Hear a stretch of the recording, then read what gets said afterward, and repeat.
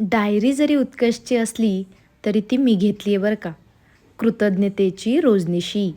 तर मी आता रोज याच्यावर काहीतरी लिहीन म्हणते आहे. माझ्यासाठीचा 2023 कसा होता यापासून मी सुरुवात करणार आहे. तसं तर लिहायला मला पहिल्यापासूनच खूप आवडतं.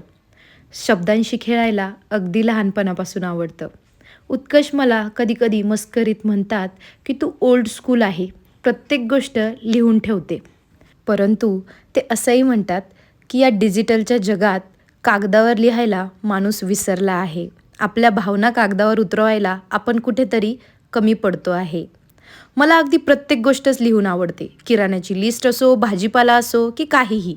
अगदी मनाला झालेला आनंद आणि कुणी दिलेलं दुःख किंवा कुणाकडून तरी हर्ट झाले, ते सुद्धा मला कागदावर लिहायला प्रचंड आवडतं. कारण ते मनात झिरपतं आणि यातूनच मी स्वतःला नवीन सापडते.